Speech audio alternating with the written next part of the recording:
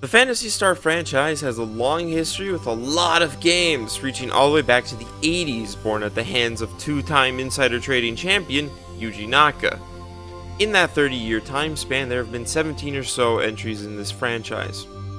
My goal here today is to go over the options you have for playing most of those, see a few of them either are really difficult to play in English or you can't play at all. I'm Marcus Future, and I love Phantasy Star. A little while back, I decided I wanted to make 2 video essays about the franchise. This is the second of those, which is more research-based. The following video is not a review of each game, mostly because I haven't played terribly much of a good chunk of these games. I'm looking at this from the perspective of how accessible each game is and presenting my findings. Now, before I start, I'd like to explain one thing that I bring up for the official releases of each game is the average price, which I got by looking at various sites that had listings for the games, gathering about 7 different prices and averaging them. It's not the best method, but it should be enough to give you a good idea of how much it'll cost you to buy these titles officially. But that's enough chit-chat. Onward! The first Phantasy Star game is in an odd place. Being a Master System game, it doesn't get a re-release every time Sega wants to make a collection of retro video games, so it isn't as easily accessible as some of the other titles on this list. So let's start with the obvious question. What kind of game is it? Put simply, it's a dungeon crawler RPG similar to Etrian Odyssey. The game has grid-based first-person 3D dungeons, a technical marvel for the Master System, truly. This combines with the overworld and town gameplay of a top-down RPG, which was rather typical of the time. Now I said typical, but that's a bit of a misnomer. Phantasy Star came to the US at least before Dragon Quest and Final Fantasy. Too bad the console didn't sell the best over here. Also, due to this standing as first English JRPG, the game has some unique localization choices that would gradually be phased out. That being said, the average price I found for a Master System cartridge for Phantasy Star 1 was $113 US. Now, I believe a large reason for this is that the Master System did pretty poorly in English-speaking regions, and Phantasy Star 1 wasn't exactly a massive hit in those regions either, even for the system. This option receives a 1 out of 10 for me, as it is expensive, requires you to have a Master System of all things, and being the US release means it doesn't have the FM soundtrack, so the game sounds worse. So, with that price out of the way, let's look at alternatives. Good news! The best release of Phantasy Star 1 was actually relatively recently, on the Switch. The Sega Ages Phantasy Star release for the Nintendo Switch, and it is $7.99 in the US before tax. For this price, you get the game, as well as an in-game auto map and information about all the items and spells in the game. If you have a Switch, this is absolutely the 10 out of 10 release. It's affordable, has amazing quality of life features, and since it's a Switch, you can take it on the go with you. Now, maybe you don't have a Switch. Fair enough. Let's look at some other more fringe options.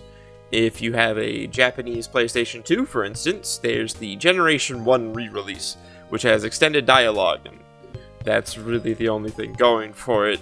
It's not a very good release, and it's Japan only. 2 out of 10. Of course, it was released as part of the Phantasy Star Complete Collection for the Sega Saturn, PS2, and Game Boy Advance.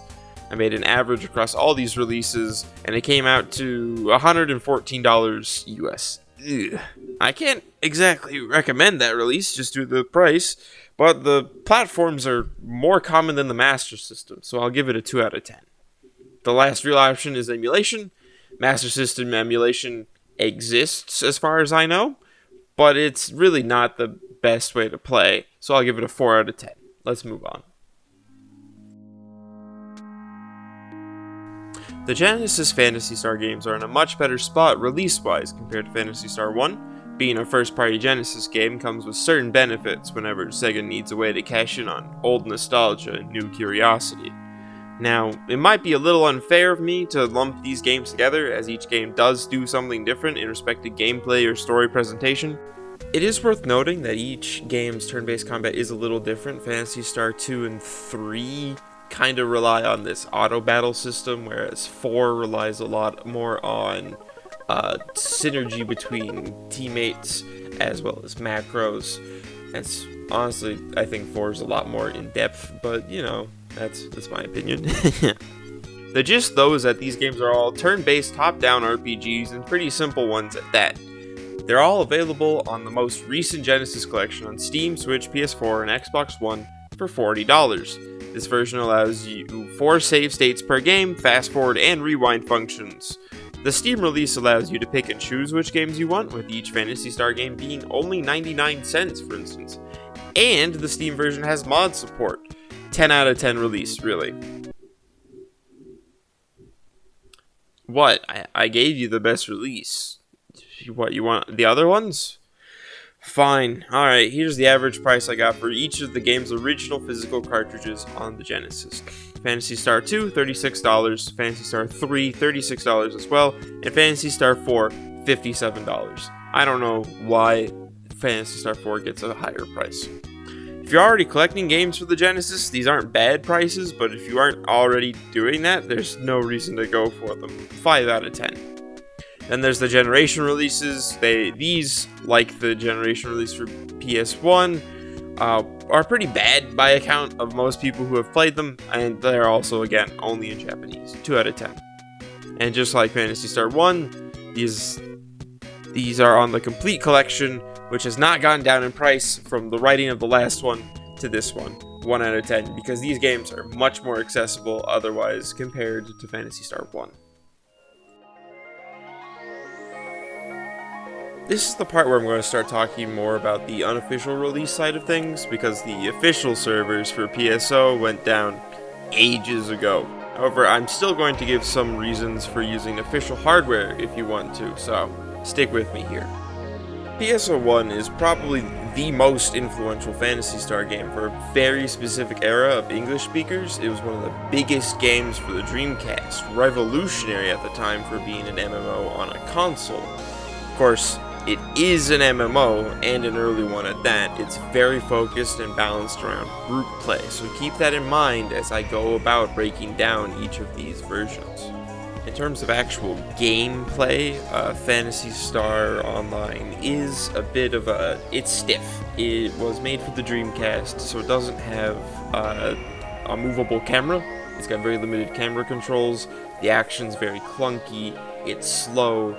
But, like, I enjoy that about it, frankly, is that it requires you to move slower, and when you play with friends, it requires you to coordinate, because each class has very distinct strengths and weaknesses. For instance, casts can't use techniques, so they have very limited healing, but they can see traps, so they're really good at going ahead of the rest of the party, and I think that's a really interesting synergy. Just want more people to play the game with me, damn it. Probably has the most interesting mix for why you might want to buy it and play it on the original hardware.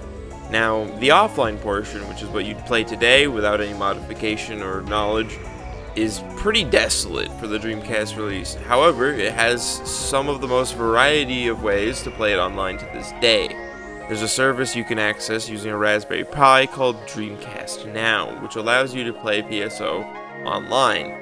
Obviously, it's not exactly packed in the year 2023, but chances are you can probably find 1 or 2 people and have some decent fun. In addition to this is a private server called Silverend, which allows a bunch of different official releases of PSO to connect and play. Again, not exactly packed most of the time. The 2 times I've checked it, there have been as few as 6 people playing. But they do run events and such, so there is something of a living community. The average price I found for a Dreamcast disc of PSO was $46.57, which is definitely a little pricey. If you already have the machine, though, I think it's a unique experience, and just between you and me, you probably don't need the official disc to get it playing, you know? 6 out of 10. The big benefit of the GameCube version is it has local split screen for offline mode. That means if you have friends or a significant other, this is a pretty solid way to get them into the game as well. As for online, as with the Dreamcast version, there is Silverant. Now, the average price I found for the GameCube version was $76.86, which is even more than the newest AAA games. Probably not worth it to most. I give it a 3 out of 10.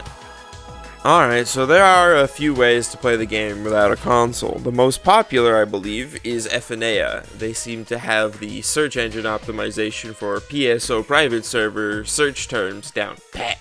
So it's also where you're most likely to find new players to the game for that very reason. And as a new player experience, it's pretty solid. They run events, sometimes they make improvements and give players plenty of options as to how to play the game. Now, next down the line is whatever this is. They're neat. They have some amount of players, and they have support for episode 3, apparently, which is the card game episode of PSO. None of the other servers at time of writing have full support for it, though you can connect to Silverant with it, which is just the lobby, so it's not particularly helpful, I think. The last of these is Destiny PSO Blueburst. They claim to be the best, but I also had to go to the second page of Google to find it off of a generic search term, based on nothing but my own glances at player counts that they have on the website. They come in second place to Phantasy, so that margin is wide, with Phantasy having about 50 players at any time, and Destiny having about 10 to 15 on a few checks. They seem to have expanded on Blueburst with more gear, rebalanced classes, and events. It's at this point, while writing, that I realized it might be a little obvious as to which I've played and which ones I haven't. Anyway, Phantasy Star Universe, the next generation of Phantasy Star MMO. And you could wait 4 years because PSO1 had official servers until 2010, 4 years after Universe came out.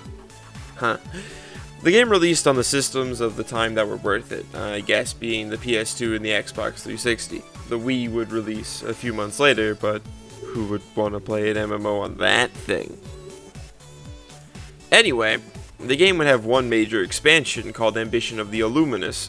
I bring this up because it was on the Xbox as a DLC item, and as such is no longer attainable, but the PS2 had a separately released disc that is now worth significantly more than the regular game discs. For reference, my averages were Xbox $35, PS2 base version $18.14, PlayStation Ambition of the Illuminous version $250. So really, if you don't care too much for the online play, or maybe you know a workaround I just don't, the base PS2 version ain't bad. Now, there was really only one private server I found for Universe, that is Clementine. I've spent a good few hours on the server. It's reasonably active, surprisingly so. Sat in a few different lobby areas, and I was always able to see at least one person run by.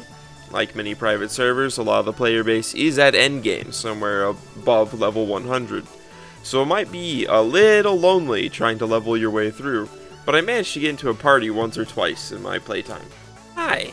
For this next couple sections, you're going to be seeing my face, because I just don't have the way to record footage for these games at the moment, and I just kind of don't want to play these games, frankly, right now. It just doesn't interest me. Anyway, did you like the original Phantasy Star Online, with its chunky graphics, lack of real camera control, and relatively simple environments? Well, you can experience that with a more direct story, improved combat mechanics, and all the lag possible thanks to the technical regression that is the Nintendo DS. On a more serious note, if you played PSO but don't have the time or friends for an MMO, Phantasy Star Zero is a really good game. The average price for the game hovers around $55, which ain't bad for the kind of playtime you can put into the game.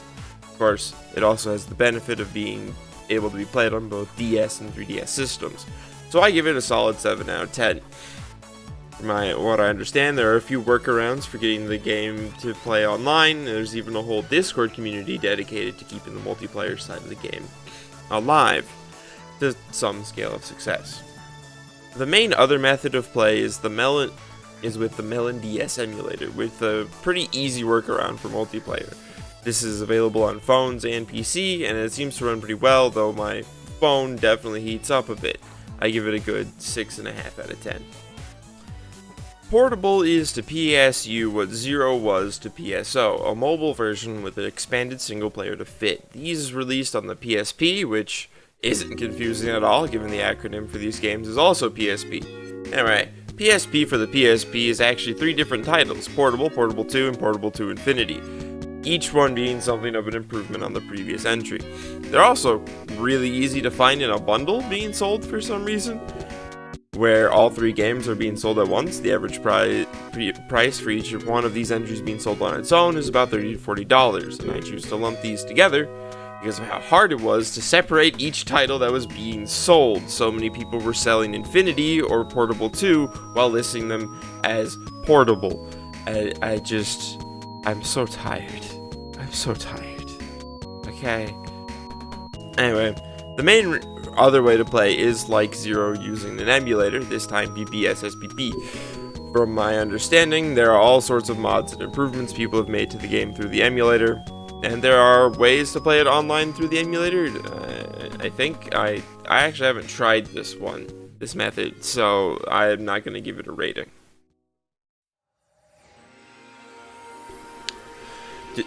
Do I have to? Okay, well, I guess I will. This is the most recent active MMO for Phantasy Star, and it's 2 games joined via the feeding tube. Realistically, it's the easiest way to get into the franchise. Each game shares a number of elements, but keeps just as many exclusive to each version. The base game, from about 11 years ago or so now, has been somewhat mothballed. There aren't as many players doing things that aren't dailies or emergency quests, but the single-player story events are intact, and I have a whole rant about that in another video that I posted before. Wink wink, nudge nudge. A solid 8 out of 10 experience, and yes, my bias is showing there, but I can't help but feel lonely in the base game nowadays.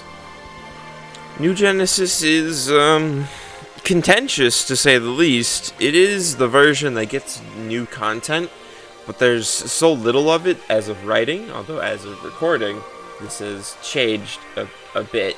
I believe content pace has picked up a bit. It's still not great. Whoops. Oh well. That's how long it took me to write this, by the way. I just don't know how to make heads or tails of it yet. I do believe that the game is getting better with every single update. So frankly, I think it is best to be a new player right now than it is to have been someone who's already played everything. So, you know, take that as my opinion on it for now, I guess. Anyway, the game is a solid free $99 with microtransactions, most of which aren't gameplay affiliated. The word most is doing a little bit of heavy lifting on that one. There are quite a few things that are gameplay related in the premium set. It's just the amount of cosmetics greatly outweigh the amount of premium set shit. The Steam version, in my experience, is the most reliable, at least on PC. I don't have any consoles that can play the game, so I don't know what that's like. The Epic Games Store version tends to have the most bugs from bug patches, is what I've noticed from patch notes. And the last time I used the Windows Store version, it uninstalled itself whenever my computer turned off. So don't use it. That's my advice. Hey, look, it's another one I haven't actually played yet. Now, I said PSO2 is the most recent active MMO in the franchise, but it's not the most recent game. And technically, New Genesis is, but I'm referring to PSO2 as Phantasy Star Online 2 as one product, and I'm including New Genesis in that. Technically, it's Nova, the most recent game on the PlayStation Vita. So it's, you know, it's in all the limbo that comes with being a PlayStation Vita game. Ugh. I don't have much else to say about it. except that the average price I got for a copy was a little over $60. So it looks cool. It looks fun. I haven't played it. Don't know what to rate it. Never used a Vita. Well, that's a note to end on. I hope you all enjoyed this video. As with my last Phantasy Star video essay, this is something of a new frontier for me, doing a lot of research and attempting to improve my editing. Let me know how I did down in the comments. I burped, but now I don't care. This is the outro. But there are a few games I left out for one reason or another. There's Phantasy Star Gaiden, which is a Game Gear spin-off. I didn't know about that before doing research for this video. Phantasy Star Adventures, adventure game that takes place alongside Phantasy Star 2. I think these were released as part of like a Sega Satellaview thing for the Genesis. Oh wait, no, sorry, that's the next one, Phantasy Star 2 Text Adventures. That's the one that was released on the Sega thing. PSO2 ES, a companion app to base PSO2. It gives you extra items and inventory space. It's not very useful now, and it's also only in Japanese to my knowledge. Then there's Idola, which is a currently dead and gone gacha game based on Phantasy Star. I don't know much else about it beyond that. I might be able to get like a screenshot from some translation efforts for the game and put them up here, but beyond that, I don't know anything about the game. Alright, well, if you liked this video, let me know by liking the video. Crazy concept, I know. And if you didn't, be sure to let me know in an all caps comment in the comments telling me just how wrong I am for not going in depth about Idola. But I hope you guys enjoyed this video. I don't know how often I'll be making more of these now. The last one did really well. It's actually currently my second most popular video, but I also haven't been making any more Bakugan content on this channel either. So we'll see. We'll see where my heart goes. We'll see how your heart goes. So I hope to see you again. Until then, stay safe out there.